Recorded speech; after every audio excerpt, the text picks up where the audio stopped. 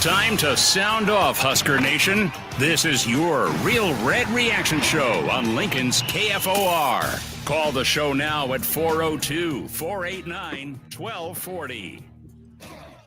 Huskers handle it in Pasadena, a little tighter than you may have liked, but they get the victory 28-21 over UCLA. Good to have you in on Real Red Reaction, powered by Slim Chickens on KFOR. Can dial us up. We'll patch you through the stream at 489-1240 or 800-825-5865. Enough defense. Nico is maddening to try and tackle. That 96-yard drive made it a little too close for comfort, but Nebraska responded. 4-minute offense. It was a big day for Emmett Johnson. But Elijah, Tim Bob, it was all about the quarterbacks. Both were the talking points all week. Both delivered. How about TJ Lateef? Calm as calm can be. And we thought comfort would be the key going home. And in front of 40 family members and friends, TJ was magnificent, man. Almost perfect throwing the football, had a couple of drops. But, man, he looked great. That mobility, a major factor, Elijah. Yeah, TJ, I mean, I thought he was going to finish the night perfect. The screen pass a little bit off, and then a Dane Key drop were the two incompletions. He was fantastic. Lived up to expectations. I was saying pregame, I'll take 50% credit here because I said there was going to come a time late in the football game, Nebraska's either going to be down, tied, or up, and he was going to have to go put the team kind of shoulder the load, go lead a drive to go win the football game. He did that. I also said at some point tonight he was going to make a freshman mistake or two. I'll eat my crow. I was wrong. He was fantastic, damn near perfect. I do not remember any freshman mistakes from TJ Lateef at any point tonight. That is a credit to him. That's a credit to Dana. I think being right on that line of that conservative, aggressive line, I think he rode the right balance tonight for TJ, didn't put TJ into any positions that he wasn't going to be able to handle. And then also Emmett Johnson taking a big load off of TJ as well. I mean, I talked about the fact that TJ went and led a drive, 4 minutes left to go win that football game. He led the drive. Emmett Johnson was the star of the show, though, going and running that clock out all by himself, a couple of first downs on the drive. He was fantastic. I'm pleasantly surprised by what I saw from the offense, and I think that credit goes to Dana, a good game plan. Emmett Johnson running with his hair on fire all night long. He took a lot of pressure off the freshman quarterback, and hey, how about TJ Lateef being poised all night long, not making any freshman mistakes? He was as advertised as we've heard through the offseason of how good he could be. He even exceeded my expectations tonight. He was good. We'll get some of your comments in the stream. Tim Bob, what'd you see, bud? I wasn't sure he'd finish the fight, brother, but he kept coming as well. I mean, Lateef was great. He looked poised. I don't want to hear one of these guys call in and say, run the damn ball, because Emmett Johnson was a man. That offensive line gave him places to run. He got great vision. I don't want to hear anybody calling in and say, run the damn ball, because they ran the ball. Emmett took care of business. TJ looked great. What some great catches from the receivers.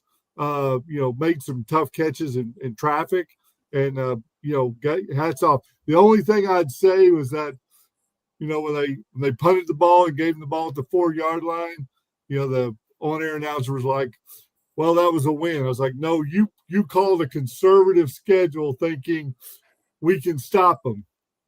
Well, thank God you had a two-score lead at that point, but we'll take it. It's a win on the road.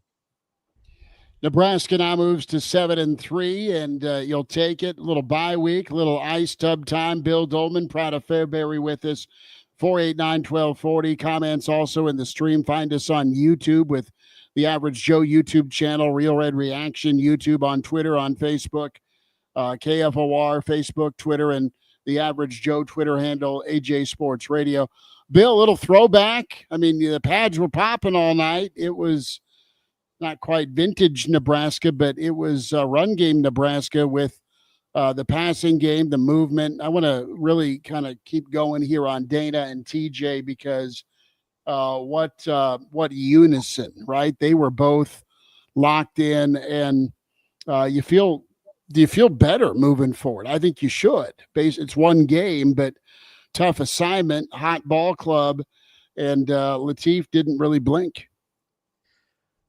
I'm not surprised, to be honest with you. I thought that I think that this is the kind of quarterback that Dana Holgorsen would like to coordinate an offense around. I don't mean that to be a knock against Nebraska's other quarterback, but I just that is the right kind of quarterback for the college game. I've talked about it all season long. You have to have a quarterback that can run and is willing to run. And, you go back to last year's playoff teams, they all have quarterbacks that at least have the threat to pick up a first down on 3rd down and 8 and can move the pocket. It's just the way the game is. And, the quarterbacks, the Peyton Manning mold where you don't got to run much, he's an anomaly, I just think that TJ Latif is made for the college game and made for the kind of offense that Dana Holgorsen is most comfortable in calling. I think that's just the way it is. And I think Nebraska look, there's going to be 3 more games with him, and if he plays like he did tonight and Nebraska does what it's able to do tonight, there ought to be a quarterback controversy with whatever Nebraska is going to do in the spring, because you're going to see just about the same amount of work between the two quarterbacks, body of work. And again, throw out the Akron and Houston Christian games, but the same amount of body of work between Dylan Raiola and TJ Latif, provided he continues to play like this, that ought to be up for grabs as to who the starting quarterback is, and not in name and salary only, because I think what he did tonight is what the college game needs and what Dana Holgorsen wants to use. I was impressed with him. I was impressed with Emmett Johnson, and look, a lot of different receivers were involved too. Dane Key made some big catches, got popped hard. Ja'Cory Barney was back, a focal point. Isaiah Hunter. The offense just seemed to be much more efficient and fine-tuned with what they wanted to do tonight. Well, it was simple from Dana. I said he earned his paycheck this week. I tweeted about that. He did earn his paycheck, but it was simple. It's what it should have been all year long. Feed Emmett Johnson, use the play action to open things up for the quarterback. I thought TJ with his legs caused some issues for the defense. Yes. But Bill, I don't want to overreact and say there's a quarterback controversy because UCLA didn't have any film, but I am expecting a lot out of TJ these final 2 games. We'll see if he continues living up to expectations. If he continues playing like that, there will absolutely be a quarterback controversy. There might not be, because one of them will be gone. In all likelihood, the phone's ringing right now. As much as nobody wants to talk about it, TJ Latif auditioned for the rest of the country tonight. And since there are no rules in college football, I hope there's loyalty. He said, in his post-game interview, he said, I love everybody in red and white. And he said all the right things and was great. But in the world of college football that we're in, somebody's calling him right now. Somebody's calling his parents right now, or whoever handles his business. It's unfortunate, but TJ Latif tonight put himself in a great position to be wanted, and now Nebraska is going to have to play that kind of game, unfortunately. But he was great. I think the offense was great. The offensive line on that, Evans and Spindler, the way they mugged guys up and down the sideline, and in Emmett Johnson's first touchdown catch. It just really, that's one of the best offensive performances of Matt Rule's tenure at Nebraska. To quickly put things in perspective here before we get to the phone lines where Rock's hanging out with us, having a problem where you have 2 quarterbacks that you're comfortable going out and starting and understanding one of them is going to go off to the portal, to put things in perspective, that is not a bad problem to have in college football. Whenever you have 2 guys press behind. Okay. Which one do you want? Oh, it's going to be... Which one do you want? If he Brother, keeps that play don't up, even open that door. If he keeps the It has play to up, be. it's going to be a super interesting offseason. But I need to see, hey, Penn State's going to have some film on him. Iowa's going to have even more film on him. Sure. There is going to be different types of defenses he's going to face down the stretch of this season. He's got 2 more games to continue auditioning. But if he keeps it up, it's going to be an interesting offseason. And to put things in perspective, though one guy would likely transfer, that's not a bad problem to have. How many times did he get sacked tonight? None. Yeah.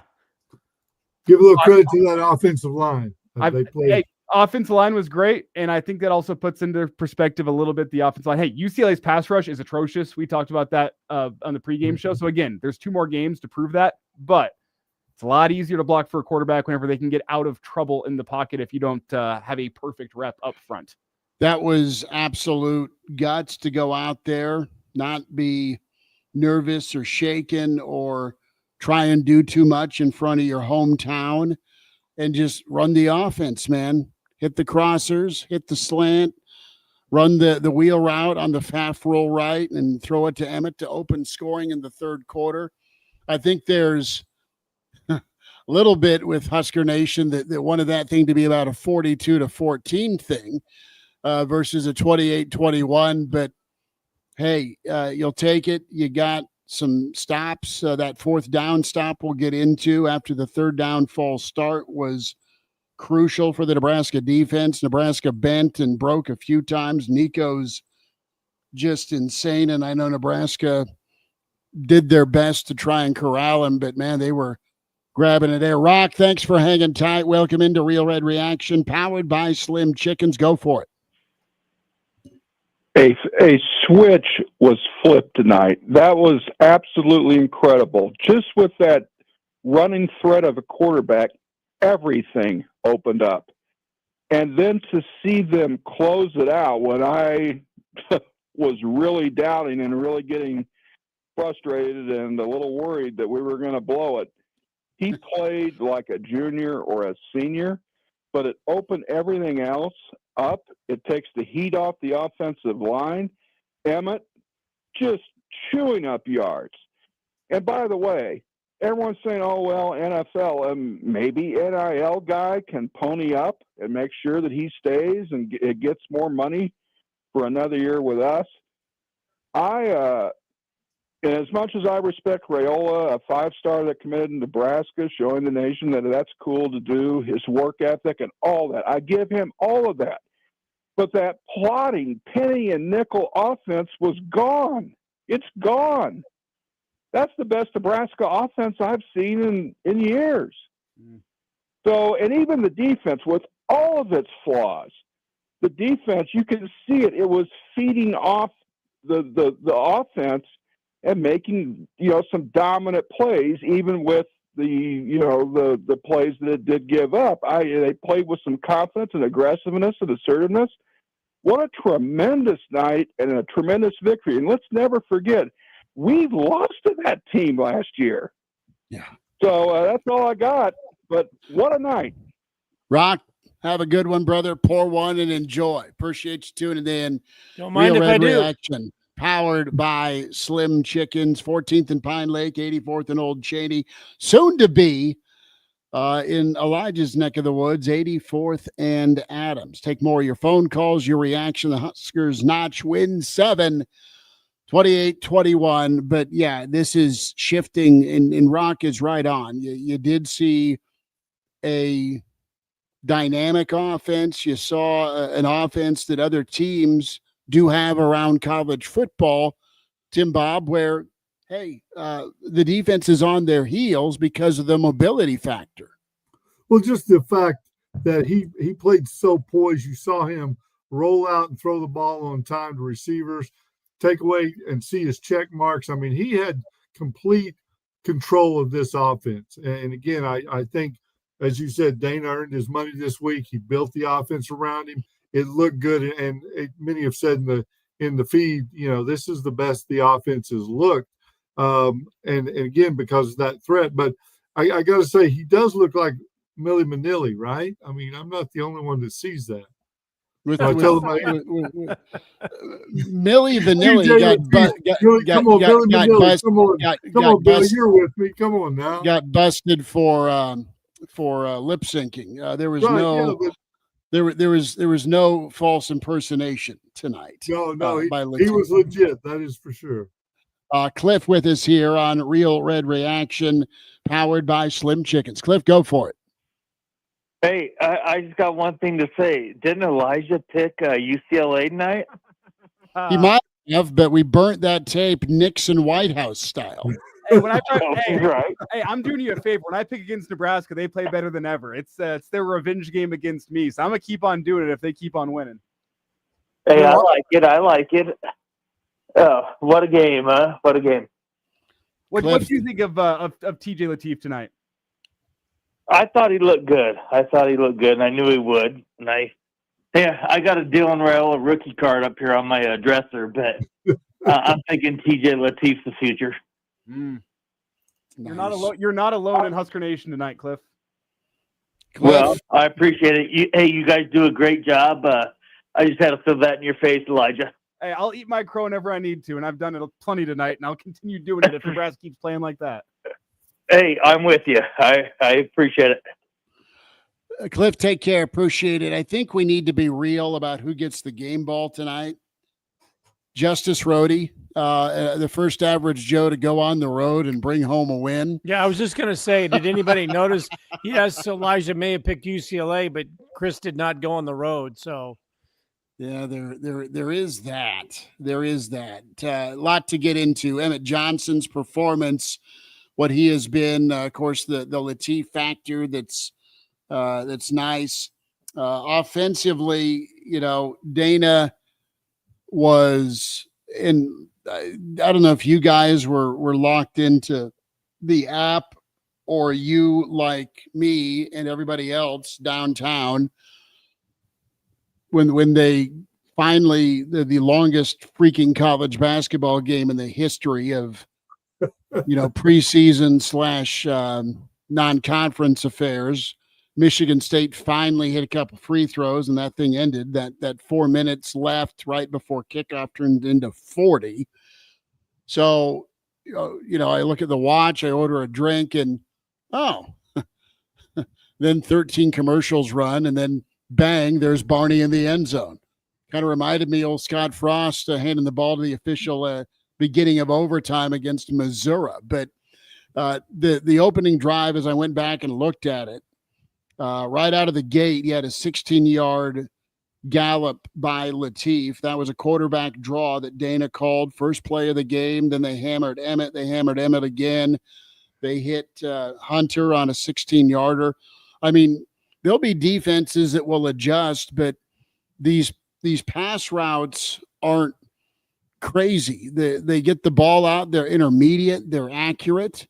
And then you saw the home run shot too. Now it was a wheel route to Emmett, but it was still downfield. And then even Emmett's first touchdown catch, the screenplay was dialed up perfectly, and you had the big old convoy out front where you had Pritchett and Rocco murdering people on the sideline, and Emmett just kept on trucking. I mean, well dialed up by Dana. Great execution by the Frosh. The early stat out there tonight that people are working to confirm on, but I just saw this on Twitter. It appears Emmett Johnson is the first Husker running back to have 100 yards rushing and 100 yards receiving in the same football game. Is anyone else, off the top of your head, can you even think of another game like that? I think Marlon Lucky broached it against Texas in 2007. That game, Nebraska had the old levee break in the fourth quarter where Cedric Benson went for 3 bills on him, not in the one quarter, but total. But he might have had 100 receiving. He might have had. It was 44 receiving yards. I just looked it up. Okay. I'd say Roger Craig did it in the NFL all the time, which is why he should be in the Hall of Fame. But that's a sidebar. Who else? I can't think of anybody. Brandon Jackson, maybe. It would have had to have been in this century because Nebraska only threw the ball 15 times per game back in the 70s, 80s, and 90s. So some back. I don't know if Abdullah ever did it. I was thinking of maybe. But I can't think of anybody that that back that had 100 yards receiving. You might get a little screen to a Brian Carpenter or a check down to Rathman. There's been some long screen plays to Nebraska running backs, but that's been their only catch of the season, let alone from a game standpoint. AZ Husker is with us here on Real Red Reaction. AZ, go for it, man. Hey guys, how's it going? I started the day off with pictures from my cousins in South Sioux, snow on the ground. And then we go outside and start watching the game. So we spent the night watching the game outside, but we didn't get a fullback with a neck roll, did we? We didn't, but there was some double tight heavy formations with a fullback in when they wanted to get that 3rd and 2. We didn't get a single, no triple option tonight, though. That's frustrating. No, we didn't. We didn't. But no, I just wanted to rub it in. We watched the game outside tonight and barbecued. So anyway, thanks for the call, guys, and have a great week. You too. Yeah, 80 and perfect. Down in Arizona, you'll take it, and that's just another day that ends in Y for the good folks in Arizona. But no, you saw some determination. Dana declared it earlier this week. Hey, we're a run first team now. But that's okay, Bill. This offensive line's good at it. They've gotten comfortable with it. You're working with a lot of guys that have seen time, but weren't your starters to start the year.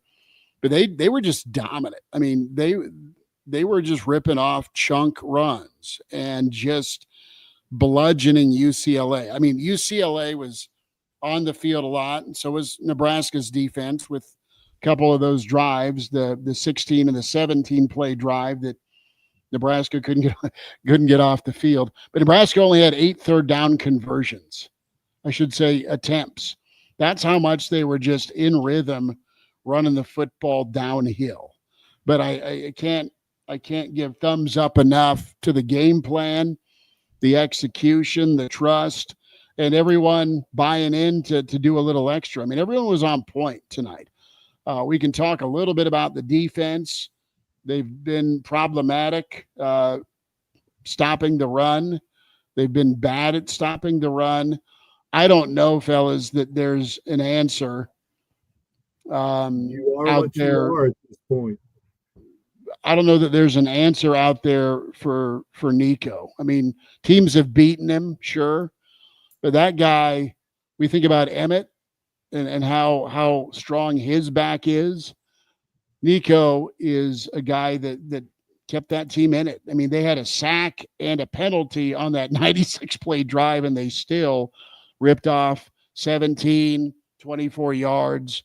He is the epitome of dual threat. And his body language early, even that first drive where he had the 17 plays, 75 yards to answer and tie Nebraska up, he got the hell kicked out of him about 3 or 4 times. He got beat up tonight, and he still kept getting up. But his body language was saying, well, I'm thinking about an ice bath. So kudos to him. Yeah, and he did what he was going to do. I do think Nebraska went a little conservative with him in the second half, yes, nursing a lead. You weren't going to bring extra pressure and they weren't going to give up the 70-yard. Don't give up the big play.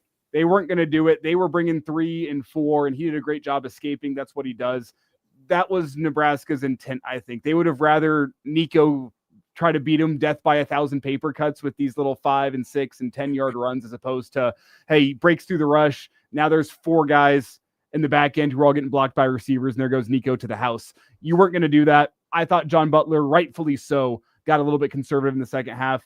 It's one of the reasons why UCLA had to burn so much time on that last 90-plus yard drive, was because Nebraska wasn't going to let the big play beat them. It's what gives them an opportunity offensively to go ice that game, because you get the ball back with just over 4 minutes on the clock. I got no problems with it. Nebraska, their run defense is what it is. They made some plays in the backfield. They did a decent job getting off the field after they made those plays. But hey, they're going to give up yards on the ground. It's funny to say this, only 150. That's the game. Felt like a ton more, doesn't it? Felt like a ton more. But whenever UCLA wins, they get over 200 yards on the ground. They didn't do that. That's a credit to the defense doing what they had to do, even understanding what your weakness is, which is stopping the run. The mobile quarterback is a thing for Nebraska. Thing that was maddening, Bill, was I thought Nebraska's defensive line played physical. I thought they used their hands better today, but they would be chasing Nico and try and spin in and pursue from the backside, and then he'd dance out and there'd be open field, and here you go. And then it's a one-on-one, someone slips or misses, and then two more guys got to run him down after initial contact, and it's a gain of 20. So for the most part, I thought the pass rush discipline was okay, but there were some breakdowns. Nico's going to cause that.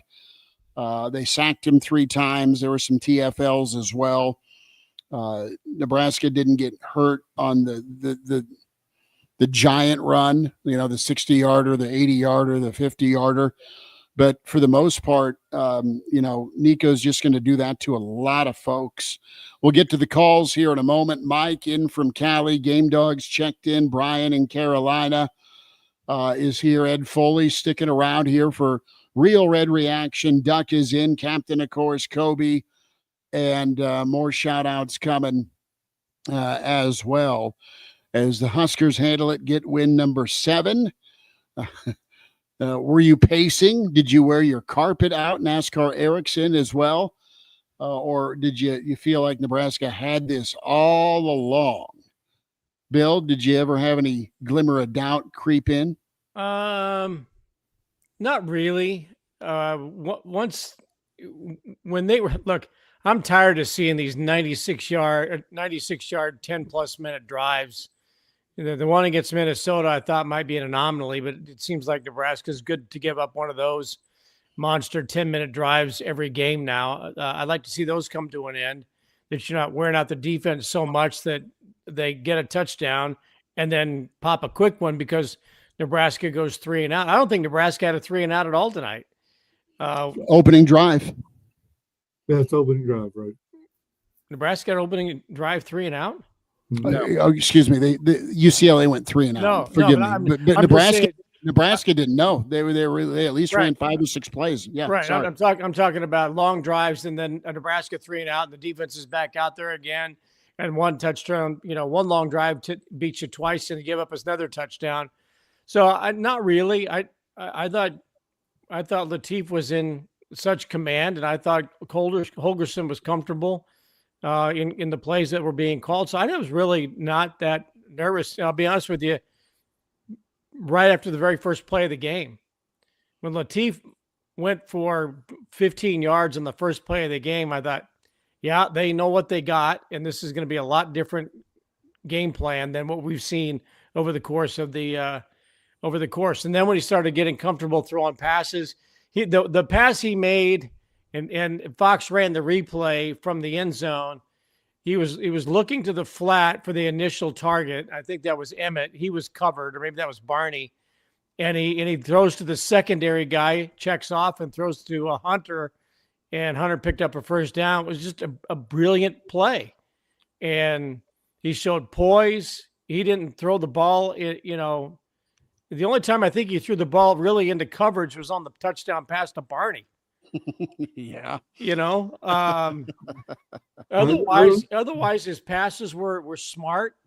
So I was never really nervous that with Nebraska's offense on the field, it was more defense. And I guess Elijah is saying Nebraska's best defense was UCLA's offense holding on to the ball for 10 minutes at a time because they wasted their own clock. Mm-hmm. So I guess that was a brilliant game plan by John Butler. Let UCLA have the ball as much as possible because that way they can't score for many points.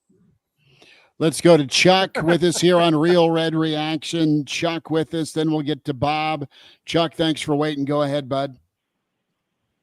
Hey, thanks, guys. Love the show. Got to give credit to the offensive line tonight. Man, they did an awesome job opening things up for Emmett, keeping TJ clean. But then he did his part too by, getting the ball out. If it wasn't there, he took off. He made smart throws. And overall, I think the offense was just simple. If it wasn't there, he didn't to throw it into coverage. I think some of the problem is with a 5-star quarterback phenom, they think they overcomplicate the offense. And tonight we saw a simple, efficient offense. And it'll be interesting to see what it looks like going forward these next 2 games. Nailed it. I'm going to disagree there. I think they're limited in what they can call. You got Dylan Raiola who cannot run. And as much as he might want to run, it's not going to be an effective run. You would not have called the same play to start the game if Dylan Raiola was starting. It was TJ Lateef, go run the ball, son. And he did. So I don't think that Nebraska's offense is this complex, necessarily all that complex with Dylan Raiola out there, because you are really one-dimensional. Well, maybe 2. Emmett Johnson and throw the ball. And assume that Dylan can make all the throws, but he does not throw downfield. So I think your playbook is much more simplified, because you just have him drop back, hope he can deliver the ball before the pocket collapses around him, because he's not going to move out of it. And then you have Emmett Johnson carrying the load throughout the first half. This playbook was far more open, because you have a quarterback that could run on his own or move the pocket if need be and throw adequately, as well as what we've seen the rest of the season. And I don't mean to throw dirt on Dylan Raiola. I really don't, because I think he's meant a lot to this program in elevating the profile and getting interest from other recruits around the country, and players are here because of him. But I think that the playbook was far more in line with what Dana Holgerson wants to call and wants to use, because there are so many more options available to him, including the option if they want to run it. Well, Bill, on one hand, it's more simple because the offense was, let's find a way to get the ball in the hands of our best player in as many ways as possible, which it's totally Dana. Simple, but it allows Dana to I think call what he wants to call offensively, as opposed to, well, is the best player EJ, is the best player Dylan? It's just simple. Hey, we're going to get the ball to Emmett Johnson in as many ways as possible, and we're going to get creative in order to get the ball into his hands. So it's both. It's different. I can see why it's on one hand simpler, but on the other hand more complex. It gives the defense more to worry about with the running threat, but the offense is simple at its heart. It's just, let's find a way to get the ball to Emmett. Well, with a running quarterback, TJ puts that pressure on the defense, and you can truly run the RPO, the triple option. You can take that in, and because he will take it down and run with it. And Bill's right in that respect, that it's more complex, but only because you add that third dimension to the offense, right? If you only can run and throw, then defenses can adjust. If you've got to do all 3, you put that one player on an island, and it's a game of keep away. And TJ would look really comfortable, but I still have to, again, tip the hat. That offensive line came together and played probably one of the better games they've played. Again, UCLA's defensive line is not great. Their defense isn't great stopping the run, but when your opponent can't do that, you have to take advantage of it. My only, I guess, complaint would be in the fourth quarter when they had the 2-score lead and they 3rd and 11, 3rd and 13, whatever it was, and they ran the football. And that to me, I was like, that's playing a little scared, boys. Let the man play. Let him go play football. He's played well all night. He hadn't made a mistake. Now your coaching's getting a little bit worried. But again, I agree with most of what Bill said. But glad the young man came out and played like he could. I think last week Chris said something to the effect that when he went in there, Coach Darlington said, TJ, go play like you've been practicing. And he really didn't. This week he did. Obviously, the offense was built around him. They had a week to congel, and everybody stepped up. So great win for Nebraska. And, again, the biggest question is the defensive line can't stop the run. It is what it is. And I know great lady over there is ready for us to hang Butler, so give her a little props in the speed. Big Red Junkies are our friends and an incredible podcast you should check out if you like Nebraska football and Husker coverage. They nail it here. The speed in which the ball gets out is huge, and that is spot on point. Tiger Shark says they looked good. Brian Snitley, part of the Boulder Peace Treaty, the quick slants, the crossing routes, refreshing. Bob is with us. Bob, sorry about the delay there, bud. Go for it. Thanks for calling. Oh, that's fine. Bill, I agree 100% with you. I tell you what, the bottom line for me in this game, I've been a Huskers fan all my life, and I'll be 71 next February. And I'm just so pleased. Here we are at 7-2 now.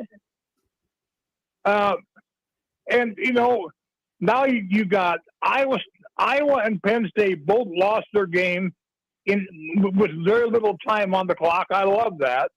But Nebraska, even though it wasn't a perfect game, but I wonder who really does play a perfect game.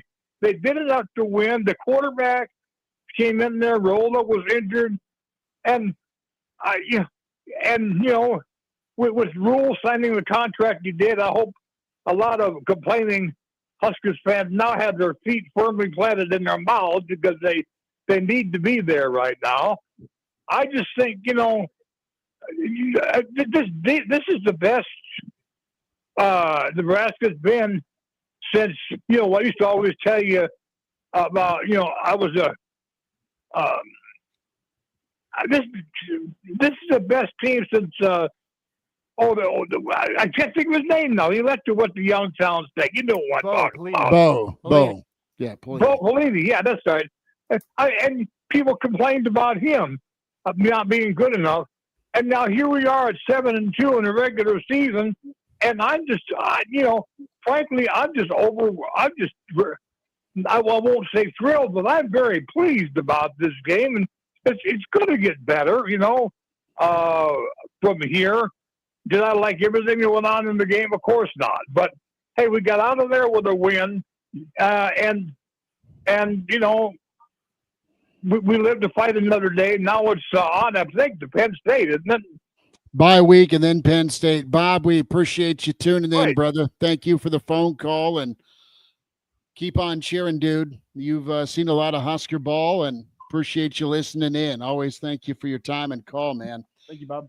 489-1240 to get in here on Real Red Reaction. It's little KFOR, little Average Joe after dark with Real Red Reaction. Tim Bob is in. Bob was just on the line. Bill Dolman checking in. Proud of Fairbury, Elijah Herbal, Chris Schmidt. More of your comments in the stream. We'll try and snag, if possible, Matt Rule postgame. Maybe. Maybe not. Well, we should have it in a little bit, but back to the future here with decisions after the season. You've got a bye week. You feel good about your freshman quarterback. You've got Penn State looming on the road. You've got Iowa at home. But this was a great first impression by TJ Lateef. Nebraska will have the opportunity to pay to stay. Right. And Lateef didn't bat an eye when it came to recruiting time. He came in early, came in January, and knew that Raiola's here and knew that Raiola's here for a while. And he's like, let's bring on the competition. TJ's a guy that isn't afraid of the competition. So, you know what? You just need to make sure you pick the right guy moving forward.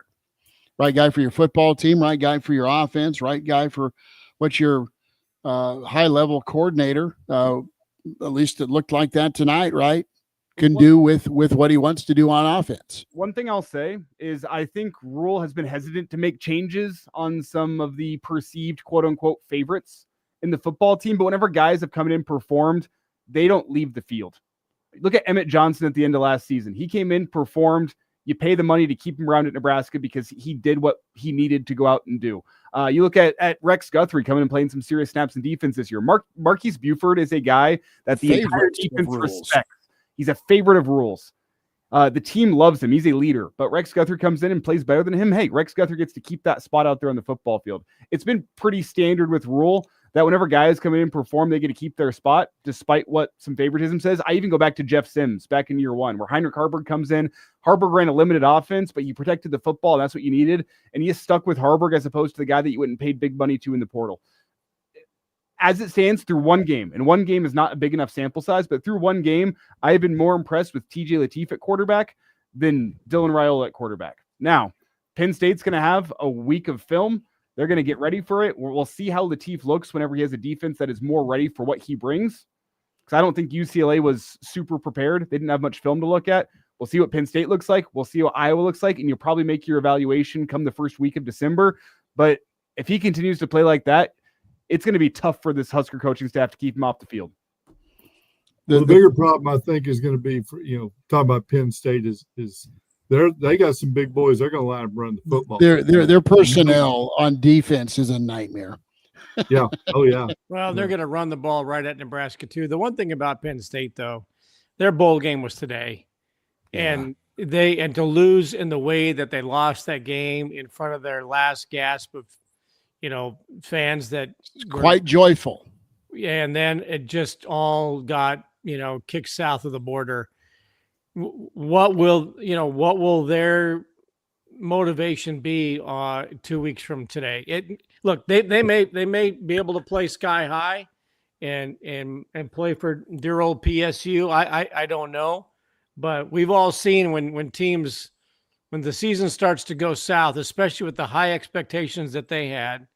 I mean, people picked them to win the national championship. Certainly thought that they'd be in the Final Four or whatever football's for, and then to go through what they've gone through and to still have the uncertainty of a coaching search, and then to lose, the moment for a signature win on an awful season, the way that they did, what's the motivation? I shouldn't say motivation, but that might be a down team that if you get them down early, they may not be able to bounce back. What's left in Penn State's tank? Yeah, emotionally. Yeah, for sure. Joe's on the horn. Go ahead, Elijah. I am more prepared to talk about Penn State more next week. I'll just say they'll have more film on Lateef, but I am leaving that. That's 2 weeks from now. I'm going to leave that out there. That's you just go ahead and pick Penn State tonight, Elijah. Keep on the old win streak, brother. You're welcome, Husker fans. Joe is on the line with us. Joe, thanks for calling. Welcome into Real Red Reaction, powered by Slim Chickens. Go for it. I really enjoy this. I have to ask Bill. I mean, I'm glad that the fade is gone. I'm hoping the fade pass within the red zone is gone forever. And tonight, I think Lateef showed, if nothing else, when he threw the ball, he threw it to receivers where they could do something with it. Now it's UCLA, but they could do something with it. The kid had command, and he is a kid. But I think they got to turn it loose. I thought Dana pulled back a little bit in the second half. Yep. But I think going forward, with some experience and with some reps, the kid can do a lot of good. And then what happens if he wins the next two, or even one out of two? I think you got a controversy. And I have to ask Bill one last question. Bill, what the hell is it, Jeff? Come on. It's a winner. It's a winner. Thank you, Joe. Joe, appreciate you. Thanks for the phone call. What's it, Jeff?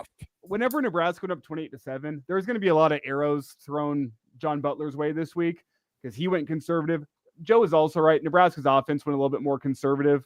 Nebraska was avoiding the back-breaking play that would let UCLA get back into that football game, despite the fact that it was frustrating at times in the second half. And you were sitting there as a Husker fan like, man, I feel like UCLA is going to get back into this football game. It was the coordinators going conservative that gave Nebraska the opportunity to win this football game, because UCLA, they had to plod their way down the field. They had to burn time off the clock to get down the field. They didn't leave themselves enough time to go win that football game.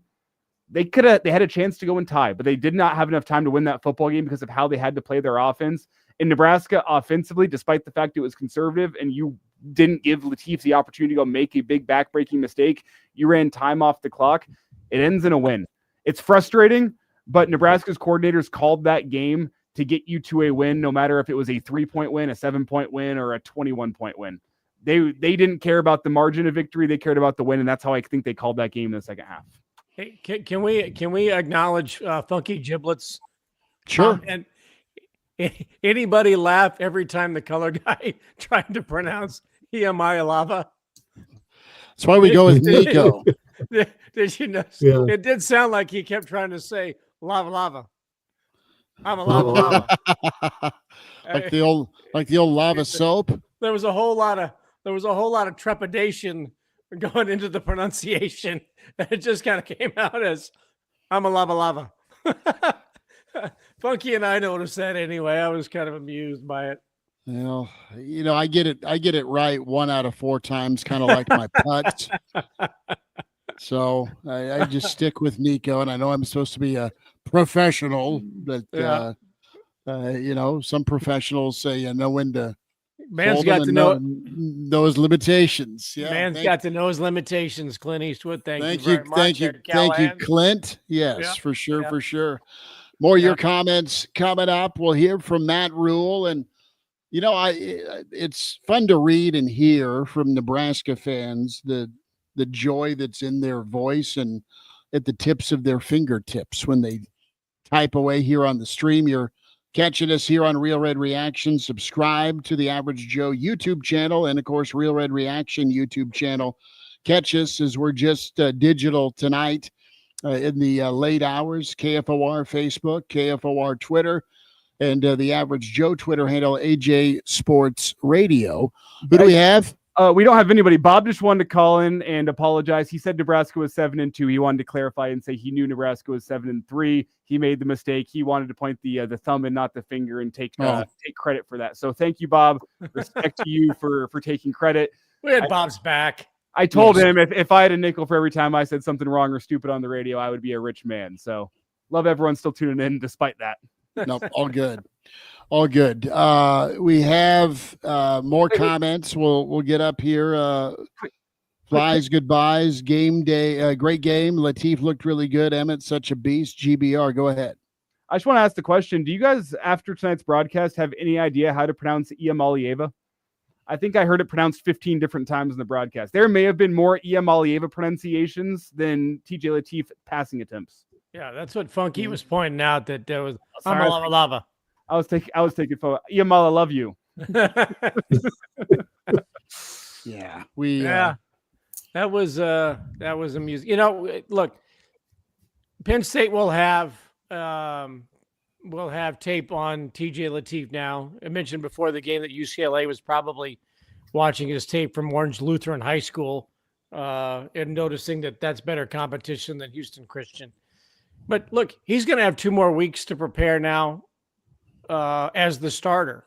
He knows what he's going to get. A ton of confidence out of this game. I'm sure if Penn State and UCLA played 5 times, 10 times this season, it'd probably be a wash. But he's got this game under his belt. Great night. Led Nebraska to a win. Nebraska now knows what he can do. His offensive line knows what he can do behind them. And they're going to prepare with him as the starter for 2 weeks. They're going to be able to have him more ready to go in 2 weeks at Penn State, regardless of what Penn State knows. I mean, I just think it's, very beneficial for Nebraska having the time off with him as the starter. Well, this team needs some time to ice up. You've got a wounded roster. How about Guthrie? Looked like he was going to be done for a while. He rubbed some dirt on it, came back in. He was big. I thought Winery was nice. I loved Keona's effort. He was playing in front of a ton of friends and family as well. Judy, that poor guy, he was chasing a cheeseburger, wasn't he? Kept chasing and just couldn't. It would have ended really horribly for Nico if Judy would have got him. But I go back to that fourth and 2 that Nebraska played the quarterback run on, and there was about 3 or 4 Huskers there waiting for Nico, and that really kind of flipped things. You went and took the lead back following drive for Nebraska on offense, went up 14-7, and then grew it as you're up a couple of scores. At one point, you're up 28-7, man, and you felt like one more score, 3 or 7's your knockout shot, and then it's time to crack a Coors. But still got to pace and stress a little bit. Roscoe is with us here on Real Red Reaction. Roscoe, thanks for calling. Go for it. Always happy to be here, fellas.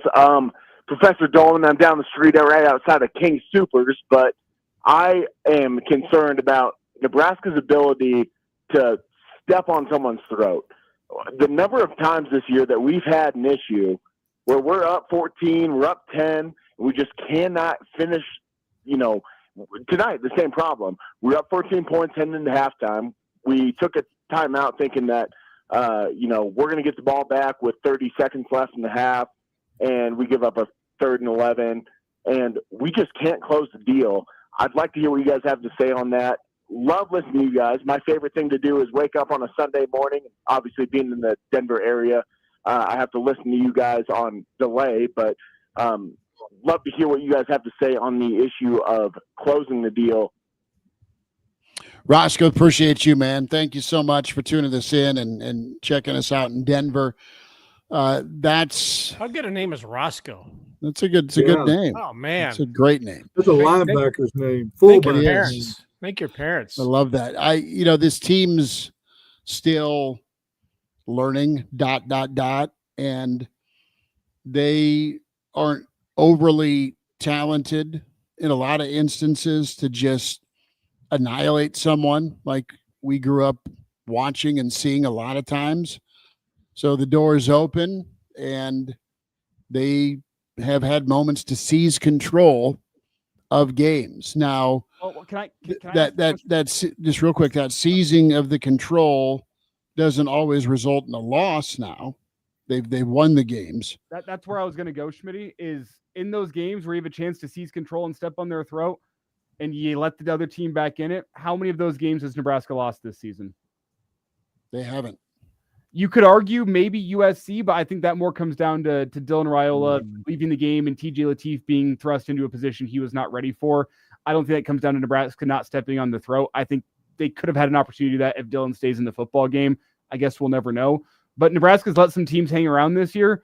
But the important thing is they have won all those football games. And that's what I was getting at earlier with Nebraska going conservative in the second half. Did you have a chance to go pull away in that football game? Yeah, I mean, hey, Nebraska, I think they were up 28-14, and they had a 3rd and 12, and what do they call a handoff up the middle that gets stuffed, and you punt it back to UCLA. That's the point I'm making. You went conservative, but you made UCLA drive the length of the field with a plodding offense that took way too much time off the clock. It's frustrating, but if Nebraska ends the night with the W, I cannot be too upset about it. Tuck coming in with the answer. Corey Ross, 100 yards receiving and 131 rushing. That might have been against Missouri in 2004. Maybe it was against Colorado in 2005. Not sure the game, but that does that's the name that would make sense in the Callahan offense for sure. It was not Missouri in 2004 because Nebraska only had 26 yards receiving that day. So it wasn't that one. Okay. Total. That's crazy. They won. They did. They won convincingly. Let's check 2005 Nebraska, Colorado. That was the infamous, we're going to kick the student section out of Folsom. It was not that one. Corey Ross went for 129 yards through the air, but he only had 13 yards on the ground. Okay. Thanks. Iowa State 2005. Let's check that one. Okay, that was an overtime game. Hey, well, while you're looking that up and talking about notable performances in Husker history, let's just tip the cap to Rank Mast with the 4th triple-double in Nebraska basketball history today. So good on him and good on the Husker men's basketball team in knocking off Florida International in the latest installment of their rivalry. But good game today by Rank Mast. It was Corey Ross against Iowa State, went for 131 through the air, only 32 on the ground. So it wasn't that game either. I'm not sure it's happened. Yep. Maybe it did. Do we have timeouts or no? We just straight through on this thing. No timeouts. We're stream only. So Tim Okay. Bob, I know it's getting late into the night for you. It's late for me. I'm going to go to bed, but great win on the road. Love Emmett Johnson and his night and the offensive line. TJ's great. I will say one thing.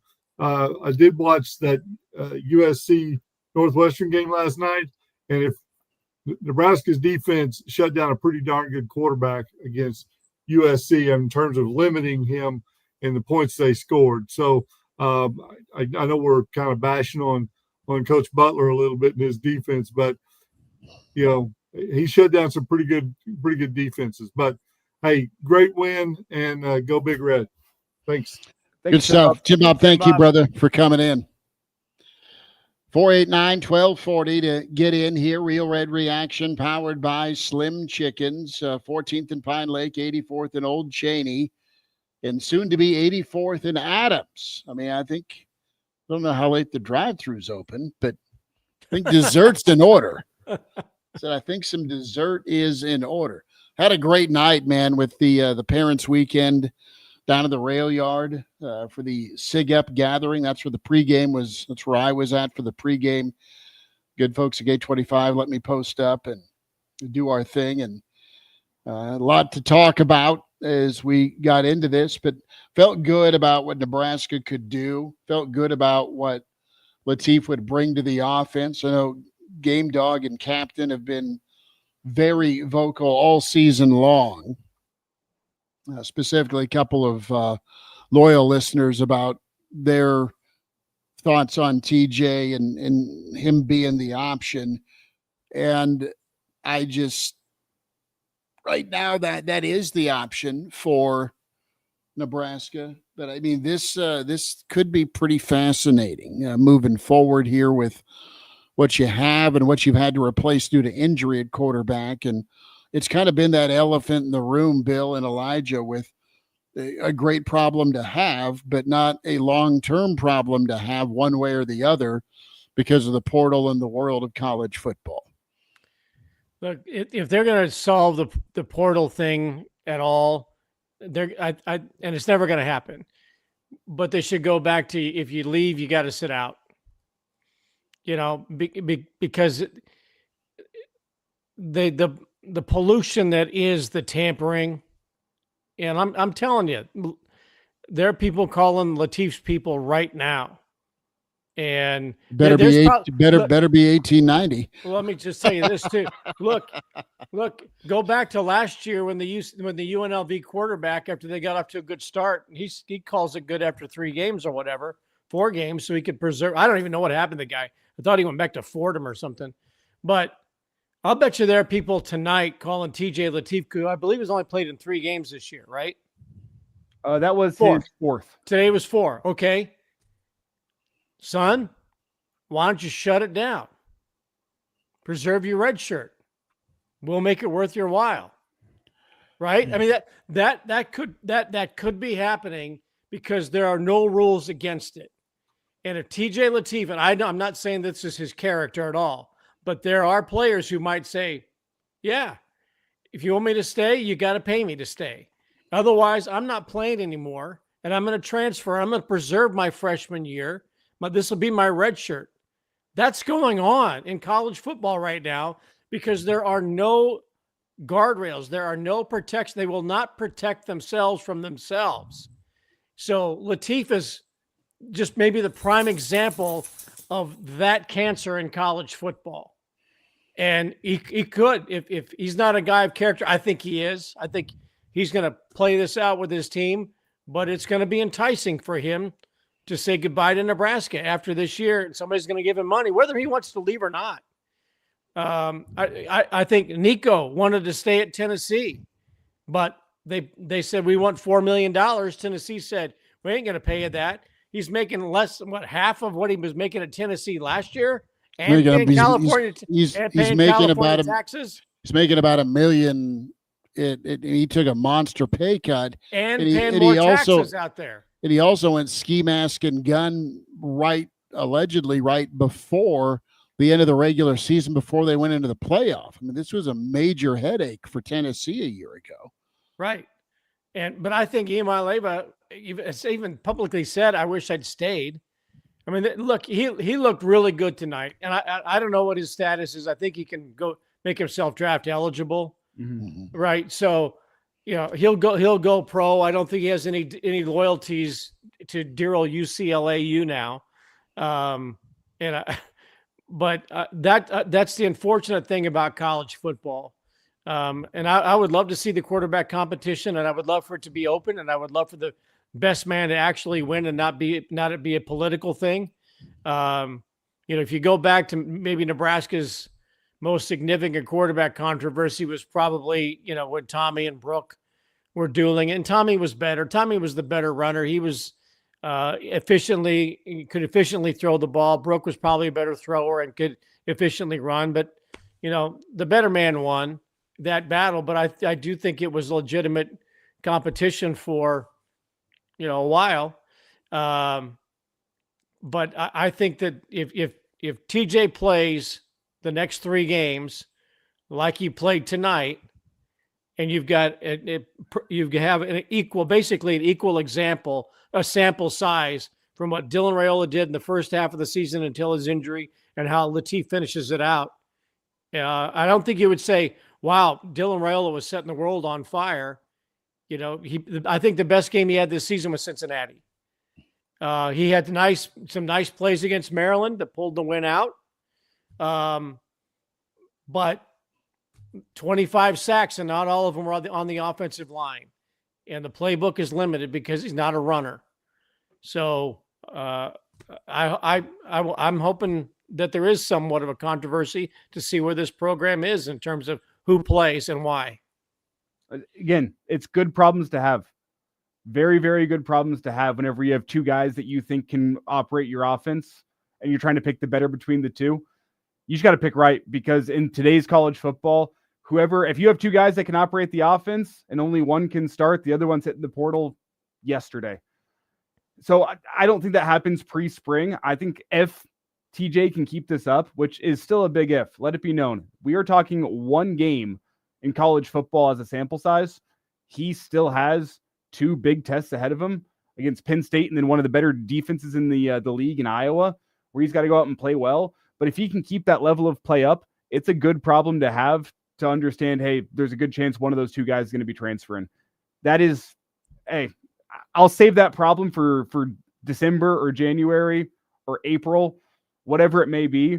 There is nothing but good that can come of that, as long as you and your coaching staff can make the right decision and pick the right guy. That's what it comes down to. Well, and to be honest with that decision, TJ's a guy that isn't going to blink about the competition. He needs to, and I think he'll be given a fair shot to win the job. I pray that that's a reality. And I think the fit right now is very real with what Dana, like full Dana, wants a guy who can move around in the pocket a little bit. I mean, we saw it looked like Dana's old offenses tonight. Not that you didn't have elements of some of it in the Raiola games, but you just had all sorts of problems with protection and getting the ball out. And the thing that was refreshing tonight was the poise, the protection. I don't know how many audibles were called, but you weren't behind the 8 ball from a mental standpoint, making the checks, all of those things. I mean, Latif's up to speed in that aspect. He's a competitor. He's mobile. He's tough. And he's got some ice water to go out into that situation. Now, I know that it was 90% red, but it's still a road game. I'm not going to sneeze at the performance at all. It was a great performance. It was a wonderful debut for him. And it was a great follow-up to a tough fourth quarter where you're trying to go win the ball game against SC. So think about the week he has had and how he's responded. They did a hell of a job scouting him and then winning the recruiting battle over Florida State, over Bama, and whoever else. I mean, he could have gone anywhere he wanted as an Elite 11 guy. But that mobility willingness is the difference, and it's the difference you need in this offense. You pair it with the running game right now. You hope that you'll have Emmett another year, probably not. And then you got to go find somebody to run the football for you. So, but this is what the offense needs to look like. This is the offense moving forward with the mobility option, and that's it. Plain and simple. It's one game. But it's a great look. Yeah, it's a great look. You got two better defenses coming up in the final two games of the season. He's got to keep it up. He's got a bye week to continue to improve, to continue to get better, to continue to master this offense. It's the offense that he is operating tonight. It's two better defenses, two great tests coming up. I'm not ready to anoint TJ Lateef as next year's starter. I'm also not willing to say, hey, there's no chance he's going to take that starting job. It's going to be very, very interesting. Based on what I saw tonight, I think he can keep it up, but we'll find out. It's let me ask you that. Let me ask you. Controversy is it's good for Nebraska if that's what it ends up being, but he's got two bigger tests in front of him that he's got to go out and impress as well. Excuse me. Look, okay, let me ask you that. And again, I don't mean to dismiss Dylan Raiola. I think he's been very good for Nebraska. You don't get TJ without Dylan here. What does he do better?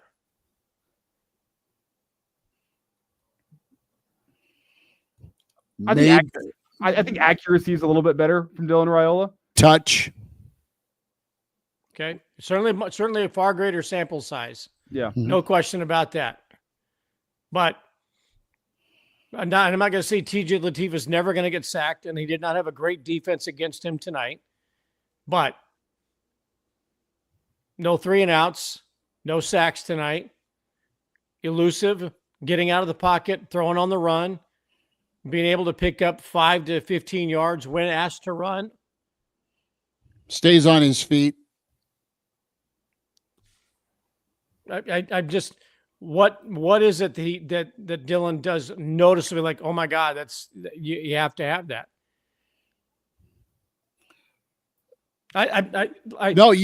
There's no rebuttal because it's very it's a very good few points. Can TJ do the same things that Dylan does and add some caveats as well that help your offense? The yes is the answer. Okay, but Dylan Raiola is a more accurate passer. Lateef, in a very small sample size, let's say, is 75% the passer that Raiola is. TJ Lateef is a better and more mobile quarterback and a runner. More elusive. Okay. Dylan Raiola is not even close to 75% the runner. Not even 50%. Not even 25%. Right? This is what I'm getting at. Like, Raiola can throw the ball. No question about it. We don't know if he can throw downfield. We don't see that. Nebraska does not have a downfield passing game. And if they do, it's just once or twice just to air it out. But it's not really a part of the arsenal. But the running, the ability to run significantly better is more important to me in the college game. No, you're not wrong, man. You're not wrong. You just wonder what what's the old NIL war chest like for a starter and for a backup. We think we know what the starter gets. I would say I don't think anyone you can't spend to keep both. No, it's not about the spend. It's about quarterbacks want to go play. What school in America right now has 2 starting caliber quarterbacks on roster not named Ohio State? That's the reality. Yeah, I think Texas did for a season last year. And the drama that caused all season long with people calling for Arch to come in and play over Quinn Ewers, it's just not the reality of college football anymore. The one thing I will say, I look at tonight's game, I can confidently say, or pretty confidently say, you're not going to have both TJ Lateef and Dylan Raiola on roster next year. That being said, I'm not going to anoint TJ as next year's starter based on one game. I can draw observations, but not conclusions from one game. My observation, TJ Lateef is poised. TJ Lateef operated this offense very well. The threat of the legs stresses the defense in a different way that Nebraska hasn't shown anyone else this year, and UCLA could not stand up to that. I'll wait to see what happens against Penn State and what happens against Iowa before I draw conclusions from TJ Lateef's performance. But as it stands right now, I think the offense on a one-game sample size operated better with TJ Lateef at the helm tonight. And we're going to see where that goes. From Penn State and Iowa, we'll see. I have confidence that it's going to look, or I have a level of confidence that it's going to look good, but I want to wait and see what it actually looks like before I anoint him as the starter, before I anoint Raiola as the starter. But I will say with a level of confidence that you're going to have to pick right, because whoever doesn't win this job next year will likely be playing football somewhere else and probably starting somewhere else. Someone in the stream touched on the fact there's no more spring portal window, is there? There's only one portal window. Mm-hmm. I think it's in January. Okay. But that doesn't mean you can't leave at any time. I mean, anybody can leave whenever they want to leave. That's what this will be our second portal windows, but I can leave whenever I want to leave. This will be our second Harrison Beck reference of the night. Well, think back to the Mac Markway situation. Hey, you can leave Nebraska anytime and walk on somewhere else and pay for a year of schooling, and then you can be on scholarship. It's the Wild West. Where there's a rule, there's a loophole. Yeah, but what does that mean that you have to walk on when there's no more? You just get an NIL deal. Yeah, that's okay. You got to walk on, but we found somebody to give you $100,000 a year job. You can only go into the transfer portal during this period of time, but after spring football and after the spring semester, I don't want to be here anymore. I can leave, and you can't stop me from leaving because I want to go to this school. Where I'll go walk because on. I want to further my education elsewhere. Oh, and hey, they have a football program there that's going to let me walk on. How about that? And if I walk on, I'll get a nice NIL deal to go and be there. Where there's a rule, there's a loophole. It's as simple as that. It's the Wild West. You're not going to be able to get this in check, Bill, as you said, until you bring back. I think I like the one-time free transfer. Hey, you can transfer for free once. After that, I like if you change schools, you have to sit out for a year after your one free transfer. But I'm not a decision maker. That way you can get your academics back in order. and we've always needed, except for Elijah, because he was 4-0 man. Most of us have always needed to get our academics back in order at some point. Do we snag a little Rule here? It's ready to go whenever you are. All right, let's do Matt Rule, his post game. Obviously, first of all, what a great football game. A lot of credit to them. I thought number 9 I thought Nico was fantastic and just an absolute warrior. That first drive we hit him so many times. I didn't know how long he could do that, and he just did it all night. Got a lot of respect for him. I have respect for Tim and what he's doing. But for us, to get our third, win on the road, to come off of how hard last week was. That's why I wanted my daughters to walk in. Last week as we were walking the press conference, Vivi was like, "I'm walking in there with you." So. I want her to see the good ones too. And I just can't speak enough to our guys. They're battered, they're beat up. It's been a long, hard season. We have a bunch of guys, back home, and yet they went out there and they competed. It wasn't perfect, but it was really good, and I encouraged them. I thought about all the, I saw the injury report tonight and all the guys that are out. Obviously Dylan's out, Gunner's out. Teddy's out. And you go all the way back to like Janirin and all those guys. Just how many guys have fought for us this year and how much we care about them. I encourage them all just to send a text to those guys. I mean, Dylan was texting me before the game, like, "Hey, I got my call sheet in front of me. Make sure we do this, and this." So just blessed to be a part of a team that has that type of character. And I just have to praise TJ. I mean, that was just fantastic. And if you have any idea how we feel about him, I mean, at the end of the game on the line, we're throwing the football. I mean, a lot of people wouldn't do that, but we're doing that. And it's because he's earned that. You know, it's not something I don't believe you give people confidence. They earn it and they deserve it. And he has practiced hard all season long and worked hard all season long. And on the flip side, some people won't probably know, but obviously McCullough was out tonight, and Dylan Rogers went in there. And Dylan's been waiting to start him for 3 years. And, just kind of an old school kid, like doesn't come in and complain, just works hard on specialty teams, played 9 plays last week and did pretty well, and went out there and played the whole game tonight. So really good to see guys stepping up late in the season, developing, not trying to take the easy way out. And that was a great team win. And anytime, obviously our O-line, sometimes they bear the brunt of some things, to go out there with, how much time we got the clock ball left, like 6, 7, 8, 9 minutes, whatever it was at the end, 5 minutes. But to be able to run the clock down and take a knee on someone else's field is really hard to do in the Big Ten. And so I thought Emmett was outstanding. Just really proud. So I'll answer your questions.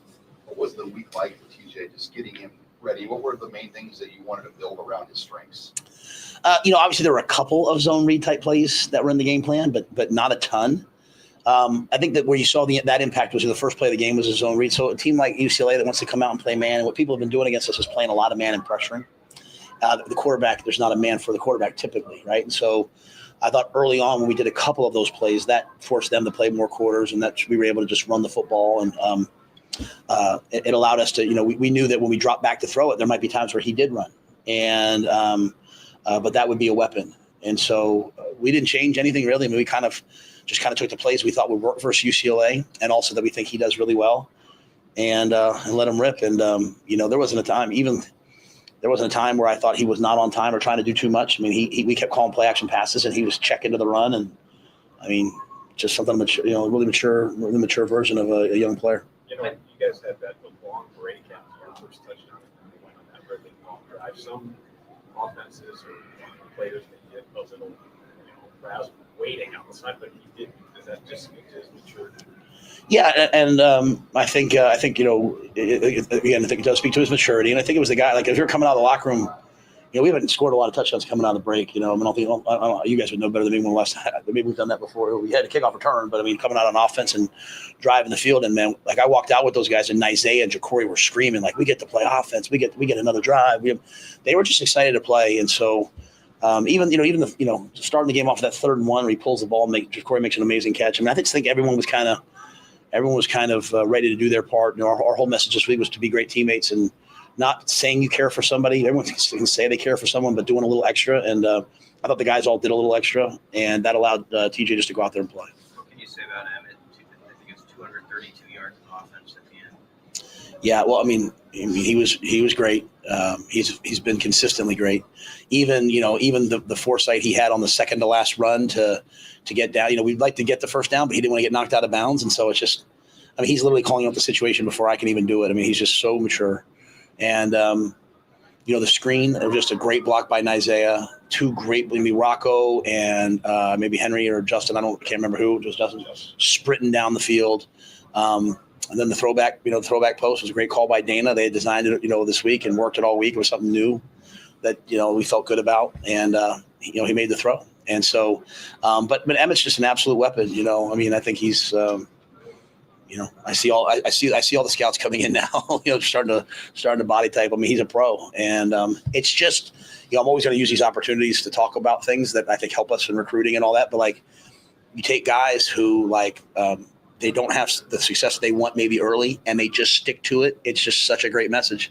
So now, like if I'm a freshman or sophomore, man, I want more touches. I want more things. Just do what Emmett did. Like just keep getting better and better and better when your time comes. And Dylan Rogers is a great example. Just keep to do it that he did. And so I just really proud of those guys, and I'm really proud of Emmett. How does that just little extra bit of mobility that TJ brings, did that open up what Dana's able to do? Like I said, we call the same plays. It's just a matter of there were a couple times where we took it. Like we called a play action pass shot early on, and they split the thing, and he ran for yards. I just on the flip side, I mean, literally, we're in the huddle, and we're like, their whole offense is the quarterback running. Like we were doubling people and bracketing people and playing great coverage, and we got a couple sacks, and we had a couple more that we had him in our hands. But just college football, the quarterback who can pull it down and run makes it really difficult. As long as they can also throw it, and I think that's one thing with TJ. All week I just kept saying to him, "Hey, like 3 weapons, man, 3 weapons. You're not a dual threat player. You're a triple threat player. You've got an arm, you've got feet, and you've got a brain." And I think that's really important. It's like you don't want to just go out there and run around and create havoc. I mean, he made the right checks, the right plays. He's really professional. Glenn did a great job. Not just this week. You can't get a guy ready this week. It's the whole season, right? And it's really Dylan's mentoring the whole season. What Dylan's done for TJ and just embracing him and bringing him in the fold, I think, has allowed TJ and pushed TJ to this point where he was more than ready for that moment. Have you already heard from Dylan? I haven't checked my phone yet, but I was hearing from him before the game, and I shot him a text at halftime, so I was like, "Hey, what's next?" But I know how excited he will be. And I know the guys asked me, "Hey, can we grab a ball and bring it back for him?" So, we love Dylan, we love TJ, we love all the guys, and they're all excited to see them all play well. How big was the middle 8? You guys obviously were able to control the second quarter at the end and come out and get 7. That felt like kind of the tipping point of the game when you got 14 points in those moments. Yeah, that was really crucial. And, obviously they had that drive going where, we had them backed up and they had that drive going to get us to get down into, field goal range. And so, that was, but we were able to stop it. So that was great. We believe in middle 8. We believe in a fourth quarter shutout. And we just can't quite get the fourth quarter shutout the way we want to get it. And so, like I said, we're like some of the streets in Lincoln, we're under construction, right? We're still building them, right? But it's a fun process to be a part of. And, I'll just say it again, not many teams would have bounced back the way they did because they put their heart and soul into that game last week, right? And it speaks to them. I'd love to take credit for it, but I mean, some of them, like Sierra walked off the field with me on Wednesday, and he was bringing me back, right? But that's the whole point about being part of a team. We all bring each other back, and then you get to see the guys have those great moments at the end. It's really fun. One morning, it was a attendance record, or attendance high, I should say, for UCLA this year. Obviously, a lot of red. It doesn't surprise me, I know, but how big of a factor? No, it still surprises me. I mean, I'm not surprised. I mean, it's just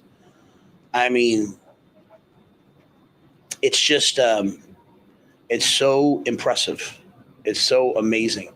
I think I told you guys, this is Julie, this is the most tickets we had to get this week. I mean, I think a lot of our friends out here and people coming out here and plan to be here, but it's just so great knowing that when you go on the road that you're going to have just such a great crowd like that, and just even the Go Big Red chants at the end and all that. And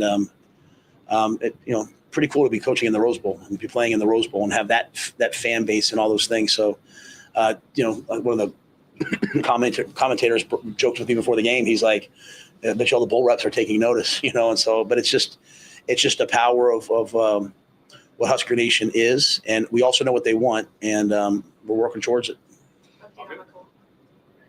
He just couldn't go. Yeah, he's been having some stingers and just battled all week. Just couldn't go. So we left him home and said, "Dylan, it's your show." And I bet you when I watch the tape on the plane home, it'll be pretty good. So you guys will spend the night here tonight.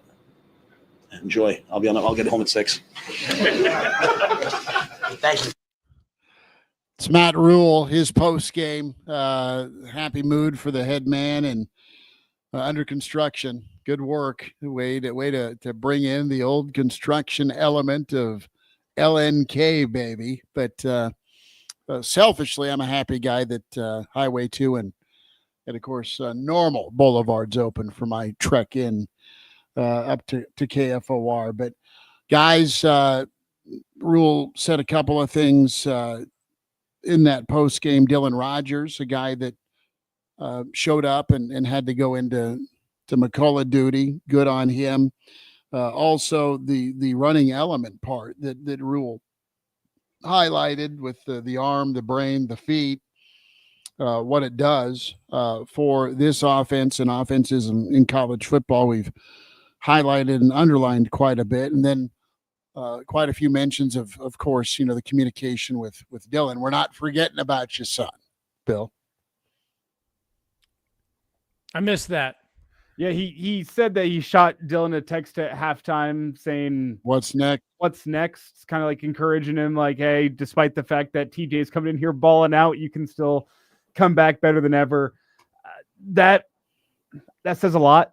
Can I say that? There's a lot in that right there. If you are taking the time, if your backup comes in and plays well enough, that you have to text your starter and be like, hey, we haven't forgotten about you. That says a lot about Damn, he looks good, doesn't he?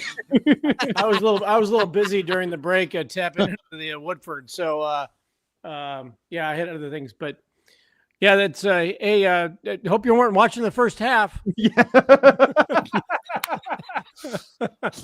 Hope you didn't see the very first play of the. Hope you were one of those watching on Fox while the Michigan State Arkansas game was ending. Meanwhile, everybody else was watching on FS2. Hope you didn't see that first play, but yeah, what'd you think of Dylan's acceleration, or I should say, TJ's acceleration on 1st and 10? Yeah. It's funny. Maryland ran the same damn thing. They had a 75-yard run with their quarterback, that freshman. That's how they jumped on the board first against Rutgers. With Malik Washington, yeah. Yeah, Malik, yeah. Because, again, I'm stuck with, like everybody else on YouTube TV, I get my Big 10 and my Big 12 that are not on the mouse. Hey, we don't need the damn SEC anyway. Overrated, overhyped. SEC media bias. Don't need it. The Big Ten's got all the entertainment I need. Do you know what? I mean, you had great games today. You had amazing games in the Big Ten today. Who needs the SEC? And you can always get Oregon State on the CW late at night. I just saw them lose to Sam Houston State. So the Beavers are now 2-8 on the year, and Sam Houston got its first win. But damn it, it's football late at night. So you got to watch. I'm trying to find a Hawaii game. Guys, I do know that football on. I'm sure. No. I do want to. We spent a lot of time here in the post-game show talking about TJ Lateef, rightfully so. Guy played well enough to deserve a lot of talk here. We do need to go back to the defense. They were able to overcome a poor rush defense tonight. What's your guys' level of concern looking at Penn State and looking at Iowa down the stretch here? And I know that still feels a long ways off because we got a bye week to make it through first. But what's the level? I think we know there's going to need to be some tearing up of the carpets, laying down some new carpets, just a general renovation of that front seven this offseason via the transfer portal. What are you guys' thoughts on how they played tonight and what that means for Nebraska moving forward? They're in trouble. I mean, if they don't jump out to a lead, their pass defense is so good that it can stymie most offenses despite not a great pass rush. That's how good their back end is. But Elijah, I mean, Penn State has I think he's a redshirt freshman at quarterback who's getting more comfortable. Okay.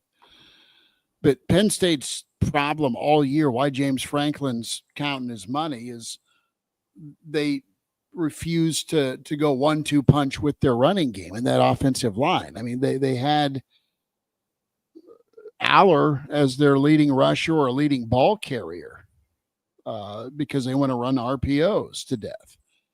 And that isn't what he is. So they're going to hand it off and they're going to 1-2 punch it. And it's going to be a situation of you're going to have limited possessions or a worn down defensive front. Iowa's quarterback, I can't believe how, I mean, I shouldn't be shocked that they found a way to take the lead and then they got beat at the buzzer. But that guy can't throw. And it doesn't matter. They still had the lead on the number 2 team in the Big Ten or number 3 team in the Big Ten with 90 seconds left. So if teams don't get air quote exotic and just want to line up and run it Barry Switzer style, Nebraska won't have an answer. You won't score all the time on them. And this game plan of taking body blows, but getting a stop or two being the difference, I guess they can survive it, but they won't be able to survive another season with it. Yeah, that's where they're going to have to open up the book, is the running back and defensive line. I know they'll probably want to say they want to get an offensive lineman, but Nebraska has got to be the overspender of defensive linemen in the portal season. That to me is the most significant thing, because right now the game plan is just run it right at them. And if you got a mobile quarterback, which I don't think Penn State necessarily does, and the dude at Iowa is very mobile, far better runner than he is a thrower, which makes him dangerous against Nebraska, for Nebraska's defense. But those teams are going to go do what I've said all season, what Michigan did, what USC did, and that is just lean on Nebraska to where the point of contact is 4 yards down the field, and eventually you have a big gash in the line, and somebody gets 13 or 30. That's what those two teams are both going to do. Nebraska cannot have those 96-yard, 10-minute drives. It's what killed them at Minnesota. It killed the momentum tonight, but Nebraska was able to overcome that. But if Penn State and Iowa go on those monster drives, Nebraska's not going to win those games. So you come down to turnovers and getting a stop. I mean, it's going to be razor thin margin. Yeah. Yeah. Yep. Yeah, but Nebraska did show tonight they can overcome. They're not going to stop a team's rushing attack. They can overcome it. And you wonder how different things are last week if there's no injury to Raiola, or if they have a better game plan in place for Latif. But they were on their way towards, I think, overcoming that last week against USC. If you can find a way to overcome 150 to 175 yards against you on the ground, you can give up that many yards if you can get off the field whenever you do get them a little bit behind the sticks, or if you take advantage and make your possessions offensively count. Nebraska did tonight. There's 2 more games in front of them where I think it's going to be harder to do that in each of those games incrementally, but that's what it's going to come down to for Nebraska. Your run defense is what it is. It's not great. You got to find a way to overcome, and they did that tonight. That'll wind us down for Real Red Reaction, powered by Slim Chickens. Bill's got the Woodford poured. Find your way to Slim Chickens, 14th in Pine Lake, 84th at Old Cheney. And make sure you find the new location, 84th and Adams, when that opens up. We've got plenty more to hit on this tomorrow. The Iron Horse, Gary Sharp, going to be with us for the Sunday live edition of the Average Joe Sports Show at 10:30. But before we get out, I do have to ask the question. We end every post-game show with this. What is the word or couple of words you would use to describe the performance tonight by Nebraska? Poised. Ooh, that's a good one. They responded to last week. Rule touched on that in his post game. That was a tank drainer. I mean, that's a game that beat you twice, a lot of times, and you know it. And they went in early and often, getting the team prepped up and ready. But your quarterback was poised. Your offensive coordinator was poised. Singleton, to Game Dog's take, was poised. You had that side of the football really meet the challenge offensively. And Emmett Johnson, always poised. He was poised for UCLA. So poised is my word. I'm going to go with comfortable. Probably very similar to what Schmitty is saying, but I think that Nebraska was very comfortable with TJ Latif as the starting quarterback, and maybe more so than other times this season that they have felt that kind of comfort, because the mobility that he provides that helps the offensive line, that a time or two with a timely run takes a little bit of pressure off of Emmett Johnson, even though he had more than 30 touches again. But I think the team was comfortable with him as the quarterback. He was comfortable playing back home. He said twice in his post-game interview, I've never played in the Rose Bowl, and I never played in the Rose Bowl. So clearly that was a pretty cool moment for him. I'm sure he had a lot of people there. Husker fans made it comfortable for Nebraska out there in Pasadena. How pathetic is it to see that stadium, as majestic as it is, and as UCLA? I know it's nowhere near Westwood, So it's not like students walking across campus to go to the game like they do here in Lincoln. But still, that's a majestic facility. And to see empty seats draped or opened up because the visiting team needed extra seats. So Nebraska was comfortable. They weren't not comfortable with Ialamalava or whatever Devin Gardner called him, and but they were comfortable tonight with TJ Lateef and Dana Holgerson, comfortable with his playbook in his hands. And Nebraska's got 7 wins and hopefully gets another one. So we're not going to Detroit in January or December. My word is just execution. Pretty simple. Nebraska went out and executed the game plan. I thought you had a coordinator that offensively called what the game plan was. That's execution from a coordinator's point of view offensively. Defensively, they got a little conservative, but I think you went out there and did what you had to do defensively. You had a quarterback that went out there, did not try to do too much, executed the plays that were put in front of them. You had an offensive line that knew it was going to be a run-heavy game. They went out and put a hat on a hat and executed most of their rushing plays, gave Emmett Johnson lanes to run through. Just all around, all 3 phases. Aside from the one fake punt, which you actually played pretty well, and they snuck it by a quarter of a yard. Like, I thought it was just in all 3 phases, offense, defense, coaching staff, everyone, execution. The team executed, and that's what led to the win. You got 2 more chances to go and do just that. You're going to have to continue doing it, but that's my word for the night. Husker fans are feeling good. They're feeling optimistic.